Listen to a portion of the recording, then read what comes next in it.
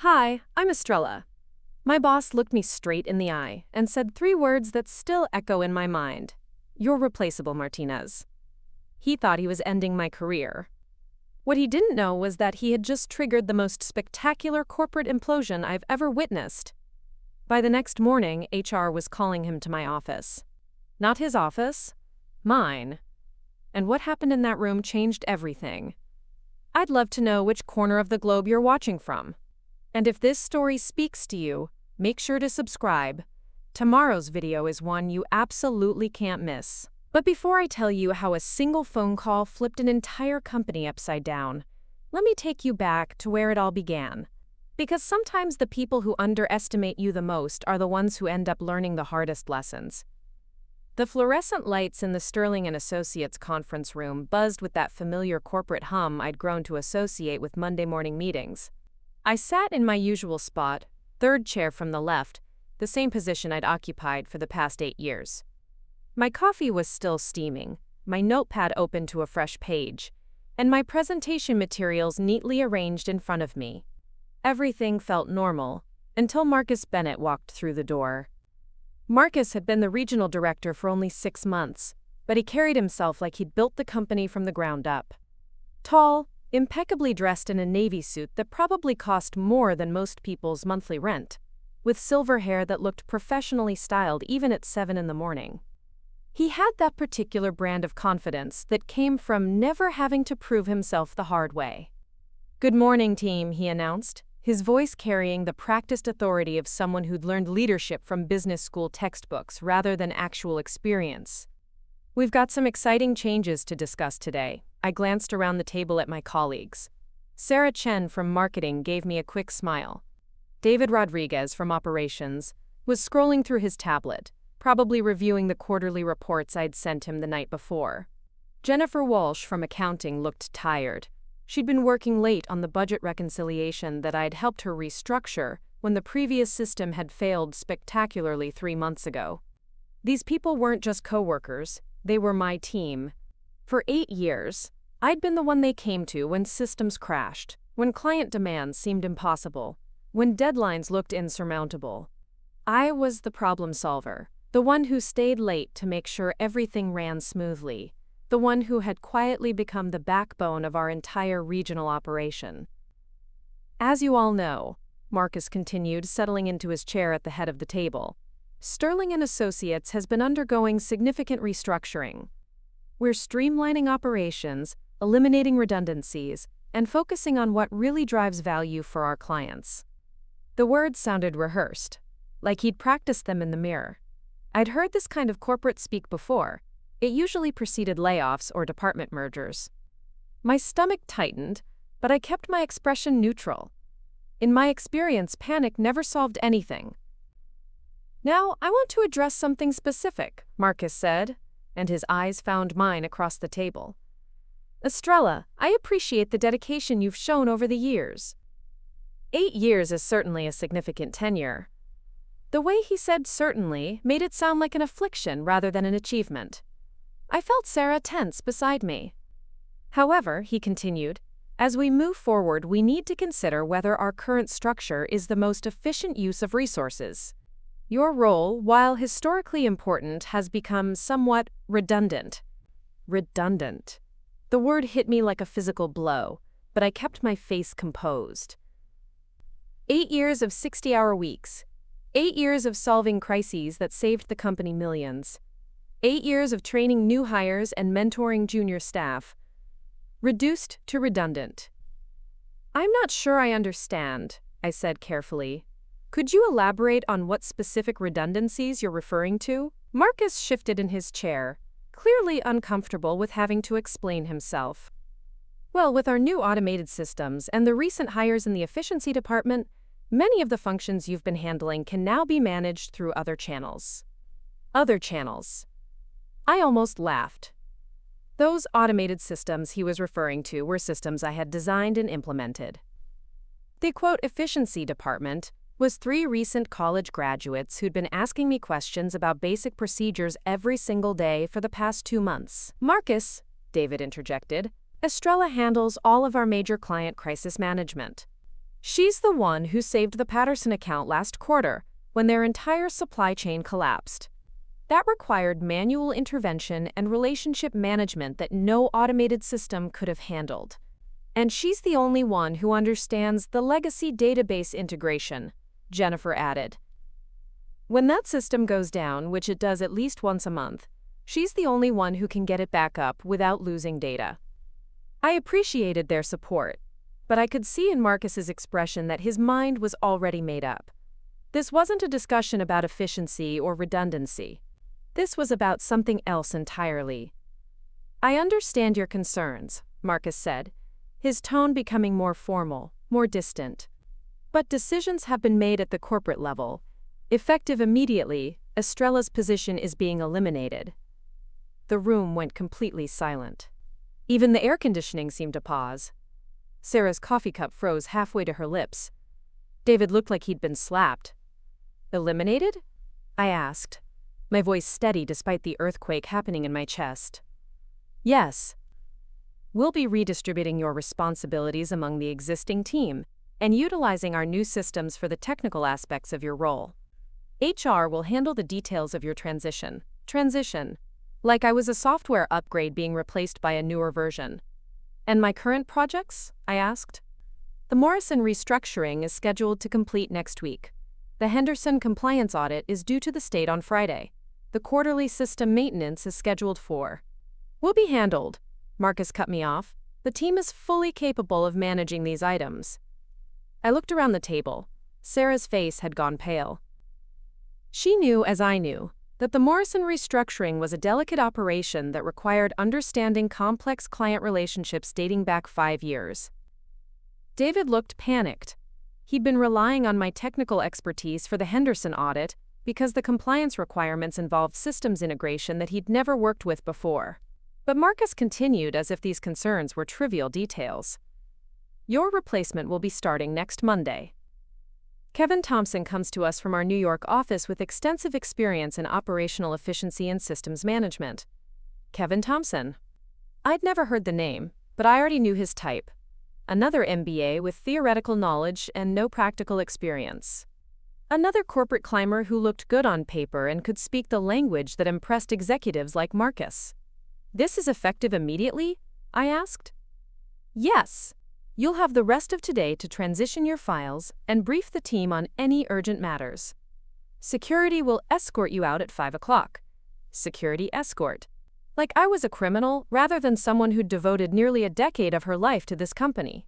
The meeting continued for another 20 minutes, with Marcus outlining other changes to the department structure, but I barely heard any of it. My mind was racing, not with panic, but with a growing sense of something else. Anger, yes, but more than that.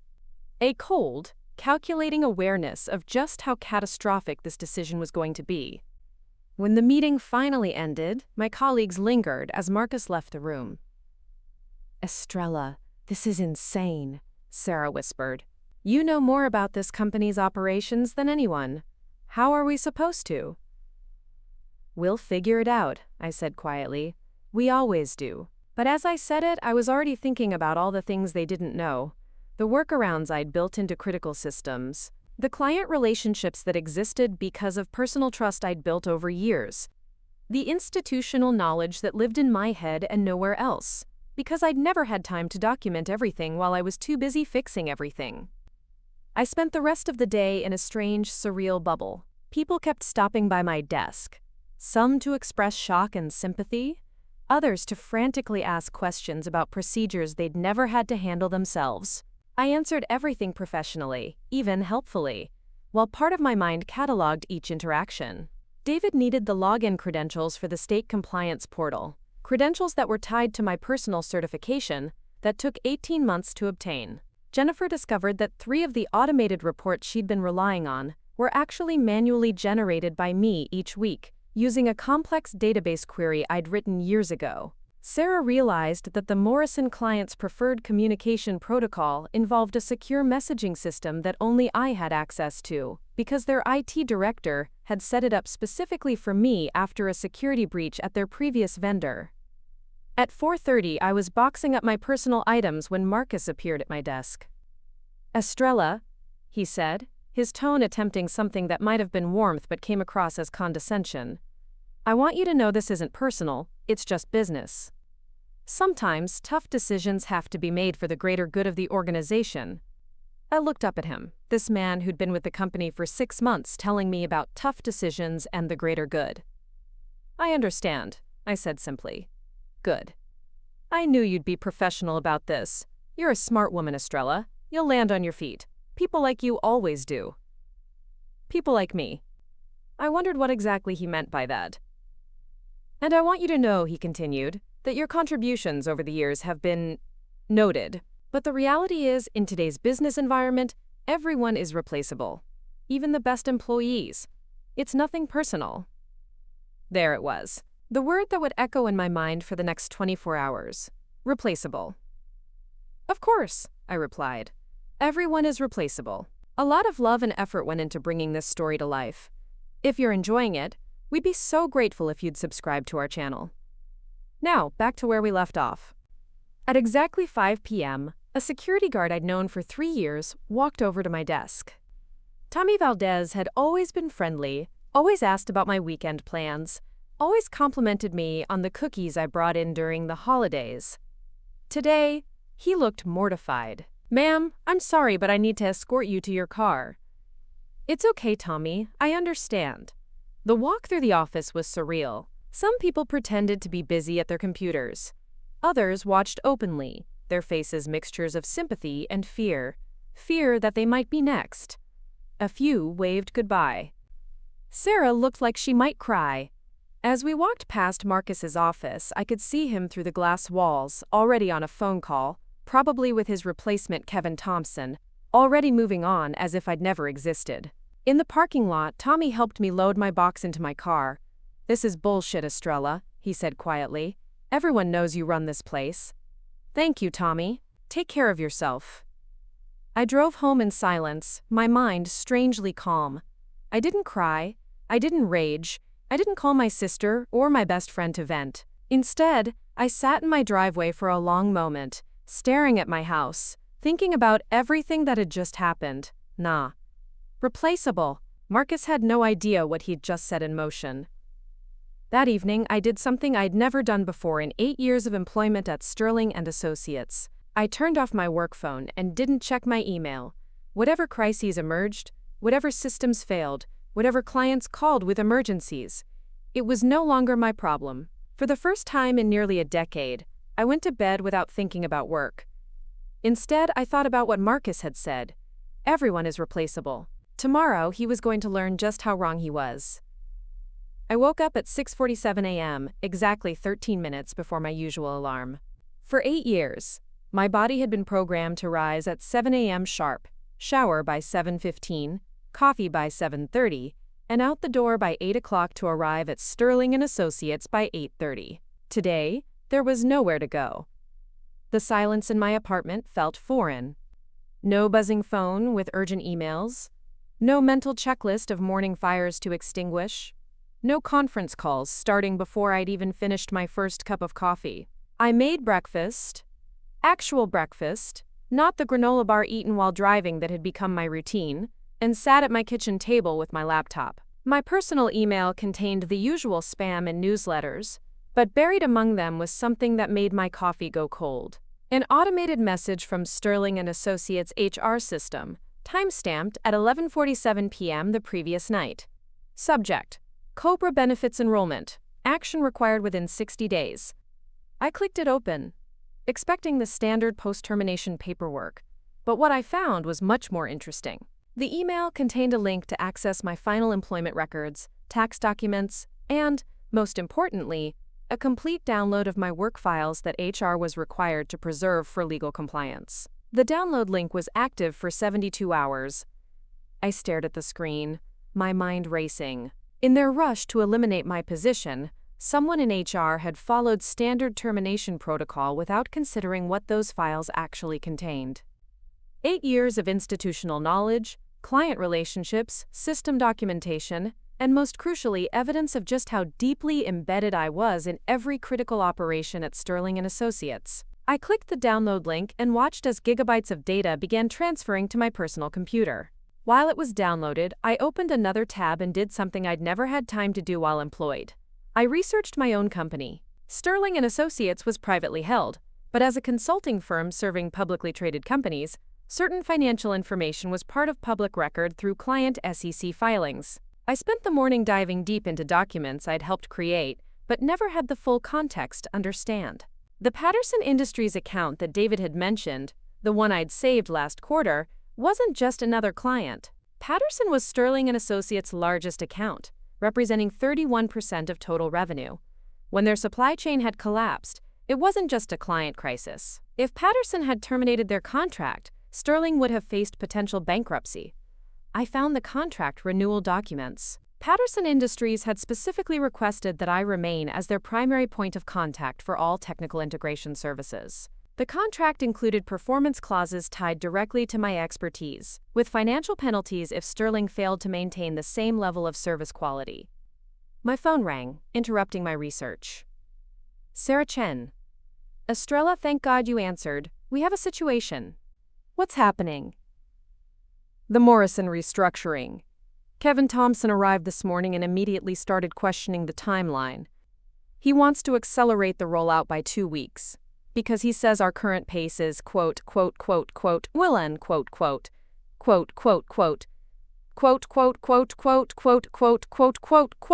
but the client specifications clearly state that the integration needs to happen in phases to avoid disrupting their Q4 earnings report.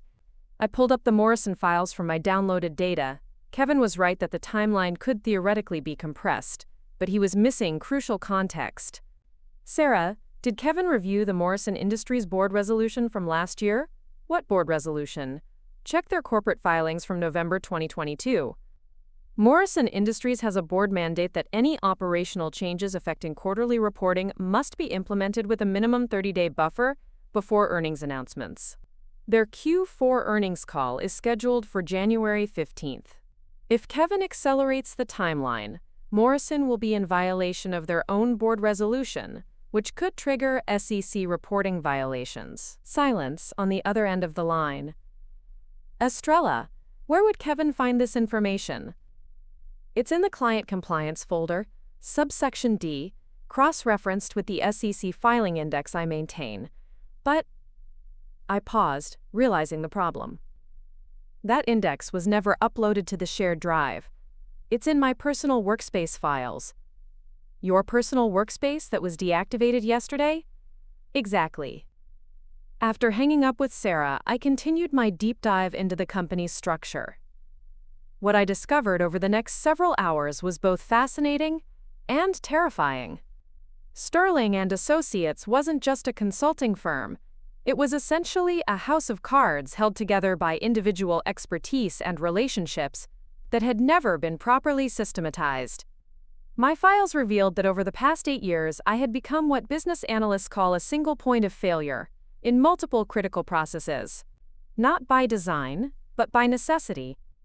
Every time a system had failed, every time a process had broken down, every time a client had demanded something outside normal parameters, I had created a custom solution. Those solutions had never been documented in the official company procedures because there had never been time.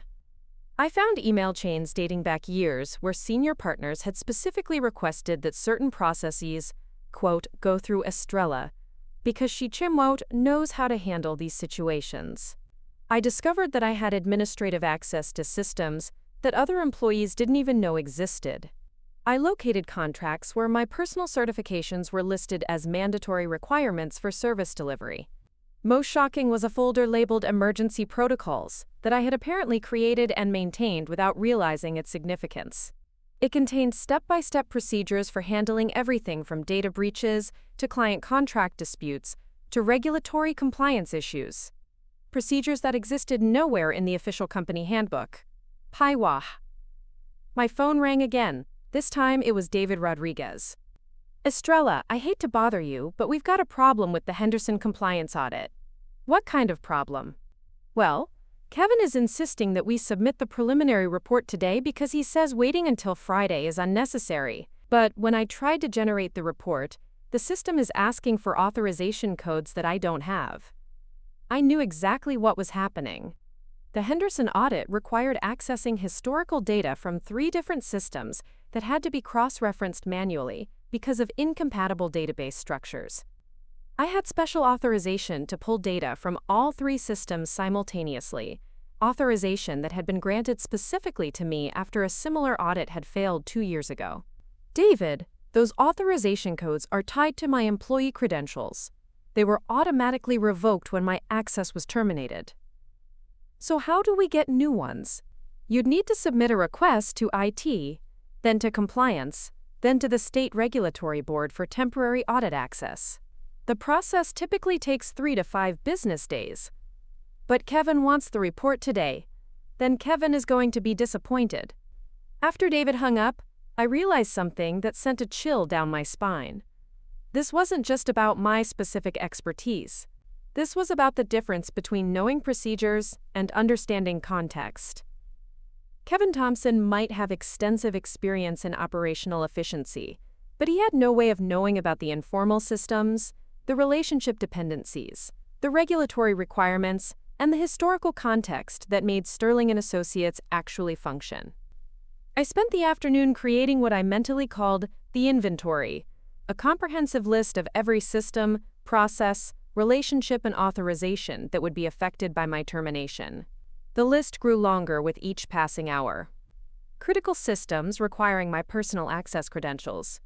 7. Client relationships dependent on personal trust and history. 12. Regulatory certifications tied to my individual credentials. 4. Informal processes known only to me. 23. Emergency procedures documented nowhere but my personal files. 15. But the most interesting discovery came when I started researching Kevin Thompson himself. His LinkedIn profile was impressive. MBA from Northwestern, 5 years at McKinsey, 2 years at Boston Consulting Group, most recently Director of Operations at Sterling's New York office. What his profile didn't mention was why he had left each of those positions. A little deeper digging through professional networks and industry publications revealed a pattern. Kevin was what recruiters politely called a change agent, someone brought in to restructure operations, implement new systems, and drive efficiency improvements. He typically stayed in each role for 18 to 24 months before moving on to the next challenge. His track record showed impressive short-term results, cost reductions, process improvements, technology implementations. But I found something else interesting. 3 of his previous employers had experienced significant client retention issues 6 to 12 months after his implementations. 2 had faced regulatory compliance problems. 1 had been acquired by a competitor after losing market share. Kevin Thompson was very good at making companies look efficient on paper. Whether those companies remained functional in the long term was apparently not his concern. My phone buzzed with a text message from Jennifer Walsh in accounting. Estrella, emergency. The automated payroll reports aren't generating. Kevin says the system should handle this automatically, but something's wrong. Can you help? I knew exactly what was wrong. The payroll system integration wasn't actually automated.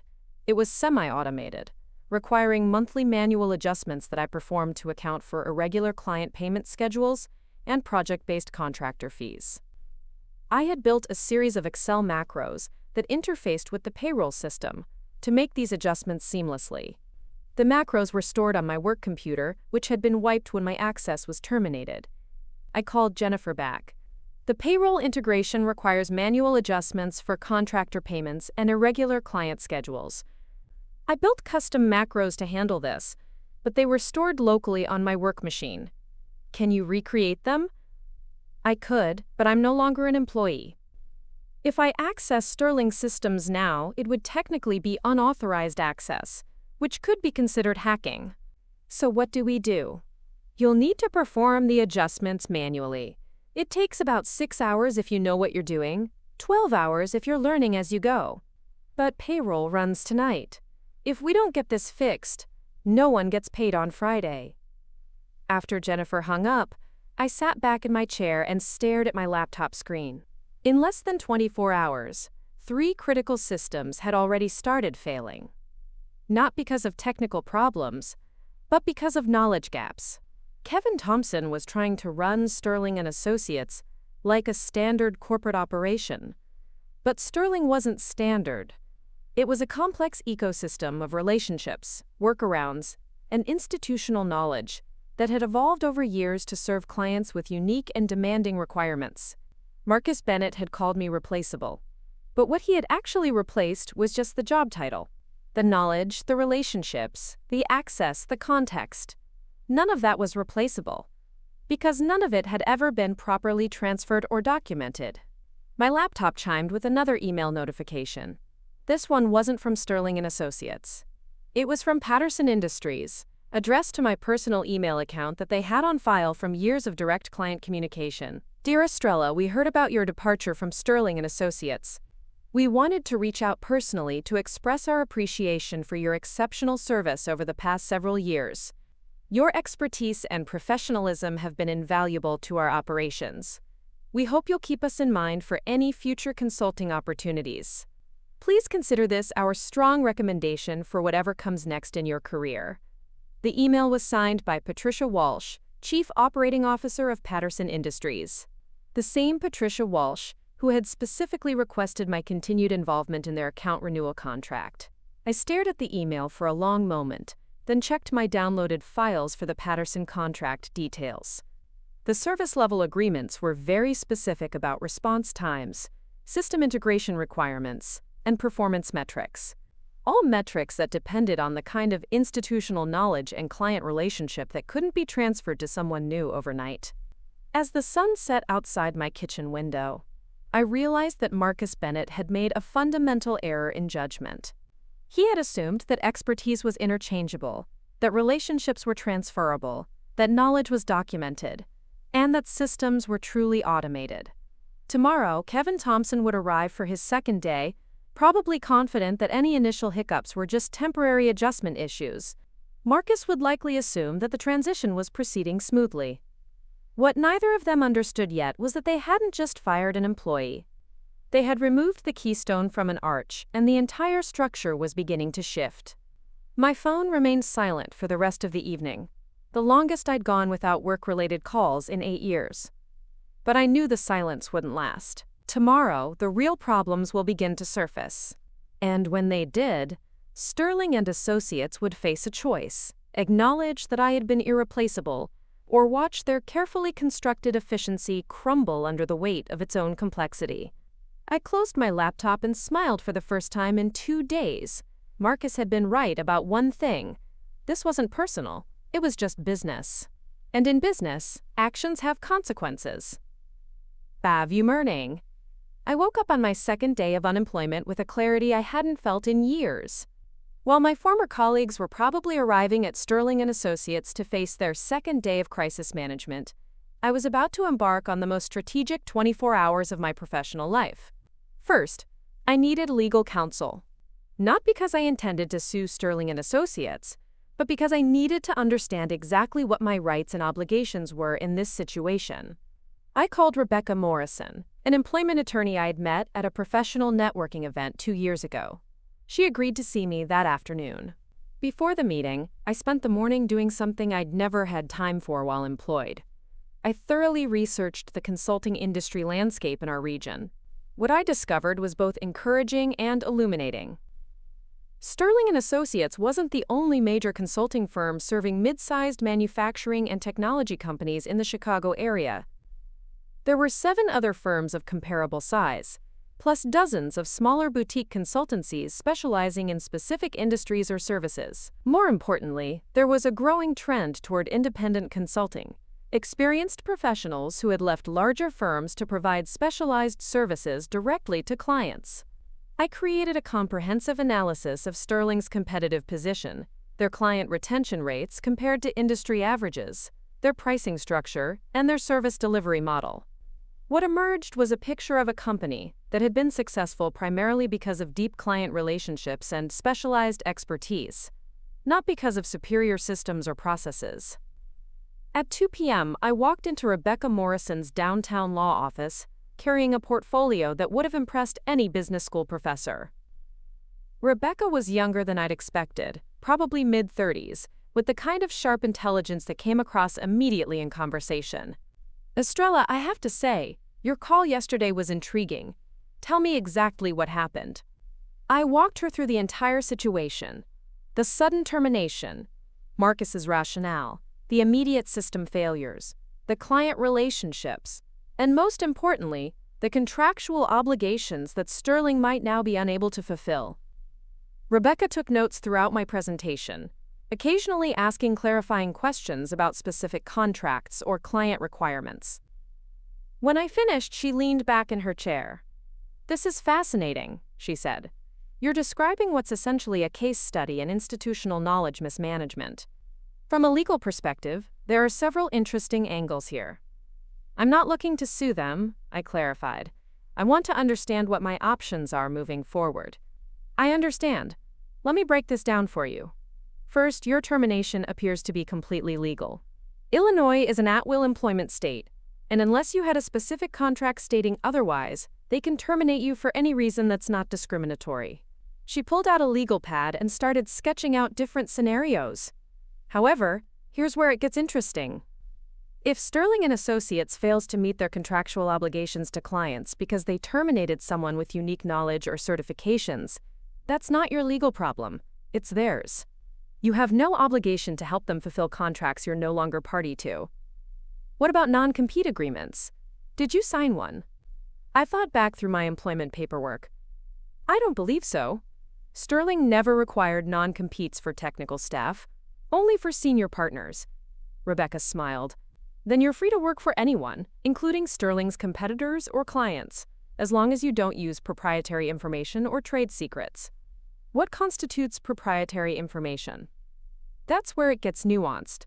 Your general knowledge and expertise belong to you. Client relationships you developed belong to you. Specific processes you created might be gray area, depending on whether they were documented as company property. But your professional certifications, your industry knowledge, your problem-solving abilities, those are entirely yours." After the meeting with Rebecca, I drove to a coffee shop near my apartment and opened my laptop. It was time to make some phone calls. My first call was to Patricia Walsh at Patterson Industries. She answered on the second ring. "Patricia, this is Estrella Martinez. Thank you for your email yesterday." "Estrella, I'm so glad you called. Honestly, we're all a bit shocked about what happened at Sterling. How are you holding up?" "I'm doing well, thank you. I wanted to reach out because I know you have some critical integration work scheduled for next month, and I want to make sure you have the support you need." "Actually, that's perfect timing. Kevin Thompson called this morning with some proposed changes to the timeline that have us concerned. He seems to think we can accelerate everything, but we specifically chose the current timeline to avoid conflicts with our board reporting requirements." "I remember those requirements. Have you expressed your concerns to Kevin?" "We tried, but he seemed to think our timeline was unnecessarily conservative. He mentioned something about optimizing efficiency and said Sterling's new approach would deliver better results faster." I chose my words carefully. "Patricia, as you know, I'm no longer with Sterling, so I can't speak to their current approach. But I can tell you that your timeline concerns are absolutely valid from a regulatory compliance perspective." "That's what we thought. Estrella, can I ask you something directly? Are you available for independent consulting work?" The question I'd been hoping for. "I'm exploring my options. What did you have in mind?" "Well, we're wondering if you'd be willing to serve as an independent advisor on the integration project. We could hire you directly as a consultant to ensure everything goes smoothly, regardless of what Sterling does. I'd be very interested in discussing that. Why don't you send me the current project specifications, and I'll put together a proposal for you." After hanging up with Patricia, I made my second strategic call. This one was to Michael Chen, the regional partner at Henderson & Associates, one of Sterling's biggest competitors. Michael and I had worked together on a joint venture 3 years ago, when our companies had collaborated on a large municipal contract. We'd maintained a professional relationship since then, occasionally running into each other at industry events. "Estrella, what a surprise. How are things at Sterling?" "Actually, Michael, that's why I'm calling. I'm no longer with Sterling as of this week. I'm exploring independent consulting opportunities." There was a pause. "Really? That's unexpected. You were practically the face of Sterling's technical services division." "Changes in management, changes in direction. You know how it goes. I do indeed. Listen, this is interesting timing. We've been looking to expand our systems integration capabilities, particularly for manufacturing clients. Would you be interested in having a conversation about potential collaboration? I'd be very interested. Excellent. Are you free for lunch tomorrow? I'd love to discuss some opportunities we're working on. My third call was to Dr. James Patterson, the IT director at Morrison Industries. He answered his phone with the harried tone of someone dealing with multiple crises.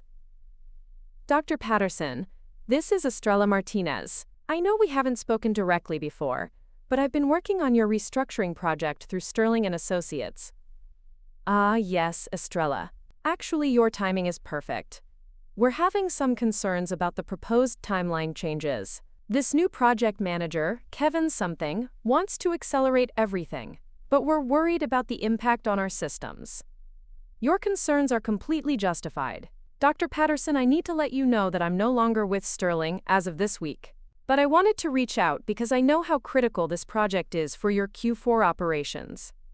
Wait, you're no longer with Sterling? But you're the one who designed the entire integration plan.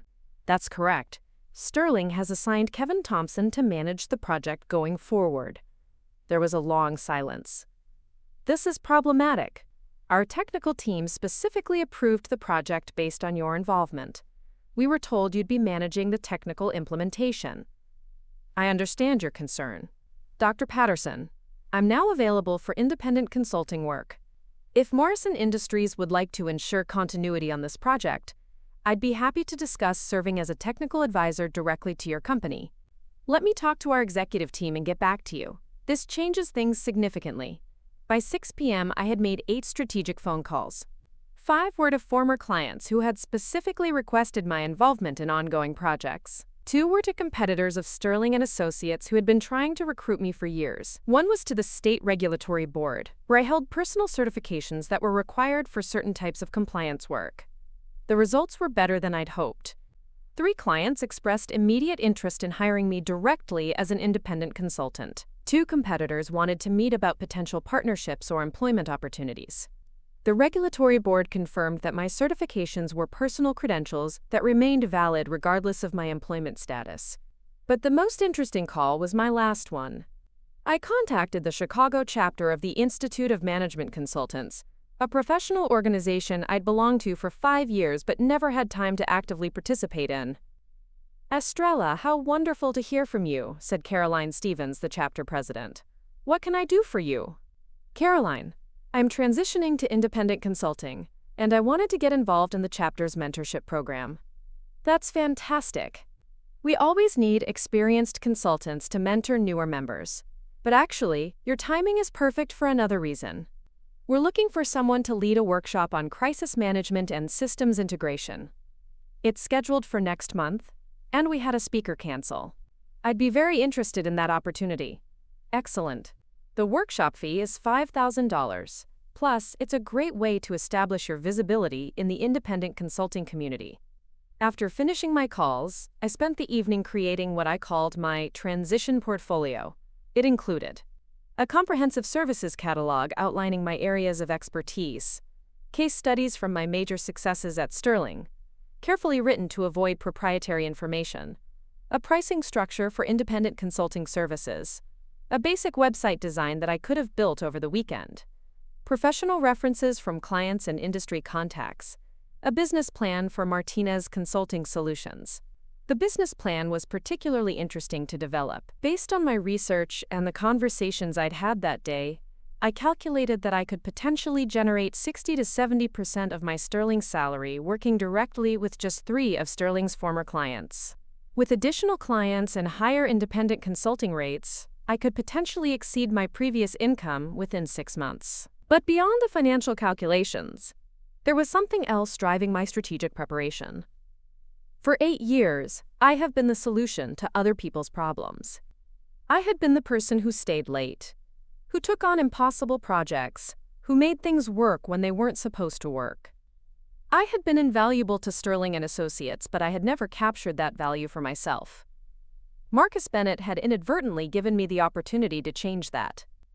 As I worked on my business plan, my phone buzzed with a text message from Sarah Chen. Estrella, can I call you? We have a situation. I called her back immediately. Sarah, what's happening? It's the Morrison project. Kevin pushed through the accelerated timeline despite our concerns, and Morrison's technical team is now saying they can't support the new schedule. Their IT director is threatening to cancel the entire project. Did Kevin consult the technical requirements documentation before making this decision? He said he reviewed everything, but Estrella, I don't think he understood what he was looking at. The technical specs reference systems and processes that aren't explained anywhere. It's like reading a recipe that assumes you already know how to cook. That's because most of those processes were never formally documented.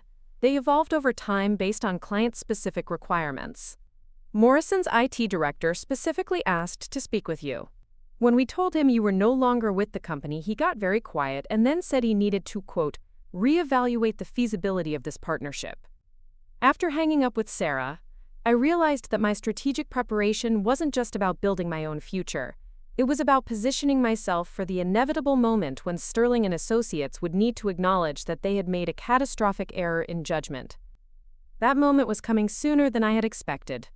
I spent the rest of the evening refining my business plan and preparing for tomorrow's lunch meeting with Michael Chen. But more importantly, I prepared for the conversation I knew was coming. The conversation where Sterling and Associates would realize that replaceable was a word that didn't apply to someone who had quietly become the foundation of their entire operation.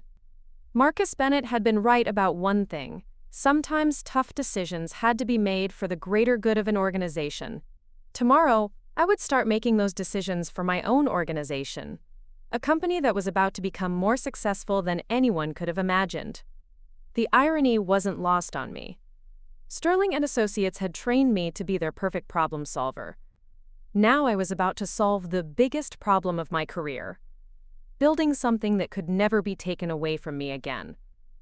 My third morning of freedom began with a phone call that changed everything. I was sipping coffee and reviewing my notes for lunch with Michael Chen when my phone rang. The caller ID showed a number I didn't recognize, but the area code was familiar. It was local. Ms. Martinez? This is Linda Garrett from the Chicago Business Journal. I'm working on a story about the consulting industry, and your name came up in my research. Would you have a few minutes to speak? I was immediately curious. What kind of story are you working on? It's about the changing landscape of management consulting, particularly how firms are adapting to retain top talent. Several industry sources mentioned that you recently left Sterling and Associates after a long tenure there. I was hoping to get your perspective on industry trends. This was unexpected, but potentially valuable. I'd be happy to share some general insights about the industry. Wonderful. Can you tell me about your experience at Sterling? What drove your decision to leave? I chose my words carefully.